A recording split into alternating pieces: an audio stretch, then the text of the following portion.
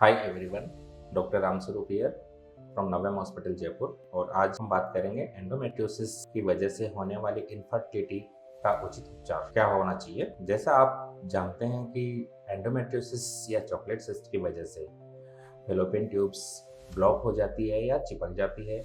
Ovaries में chocolate cyst बनती है और उस चॉकलेट मटेरियल के कारण आपके अंडों की क्वालिटी कम हो जाती है। दूसरी ओर हार्मोनल इम्बैलेंस भी हो जाता है और ट्यूब और ओवरी दोनों प्रॉपर तरीके से काम नहीं कर पाते हैं, जिसकी वजह से आपको इनफर्टिलिटी की समस्या पैदा हो जाती है। तो इसके लिए हमें सबसे पहले ये ध्यान रखना है कि एंडोमेट्रियोसिस के केसेस में अगर आप फर्टिलिटी चाहते हैं तो सबसे पहले आपको सर्जरी की सलाह दी जाएगी। सर्जरी के दौरान आपकी फेलोपियन ट्यूब्स और ओवरीज जो बिल्कुल चिपके हुए हैं उनको नॉर्मल एनाटॉमी रिस्टोर करके उनको वापस से सही किया जाता है ताकि उनका मूवमेंट सही हो और वो अच्छे से काम कर पाए। इसके साथ ही अगर आपको 3 सेंटीमीटर से ज़्यादा बड़ा चॉकलेट सिस्ट है तो उसको भी सर्जरी के द्वारा रिमूव कराना बहुत आवश्यक है अंडे बनने के लिए और यूट्रस के चारों तरफ बच्चा सही ग्रो करे। अगर आपके ओवरी में 3 सेंटीमीटर से बड़ा चॉकलेट सिस्ट है तो लेप्रोस्कोपिक सर्जरी द्वारा उसको रिमूव कराना भी बहुत आवश्यक है,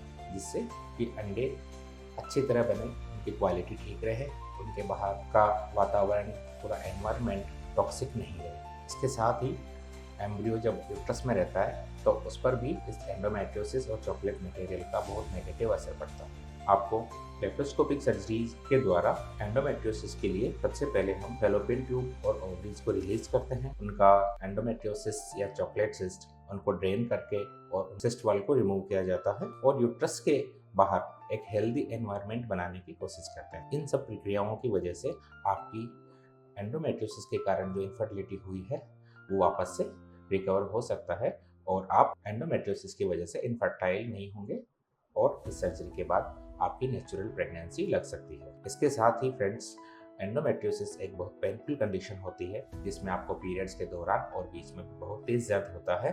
इस सर्जरी लेप्रोस्कोपिक सर्जरी के द्वारा एंडोमेट्रियोसिस के इन एडेशंस को रिमूव किया जाता है और आपको दर्द से भी निजात मिल जाती है। तो ये हमने देखा कि अगर आप एंडोमेट्रियोसिस से पीड़ित हैं तो सबसे पहले आपको फर्टिलिटी और पेन के रिलीफ के लिए लेप्रोस्कोपिक सर्जरी ही करवानी है।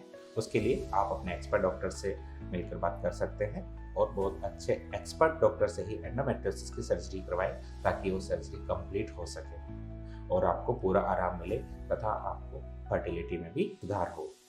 Thank you very much.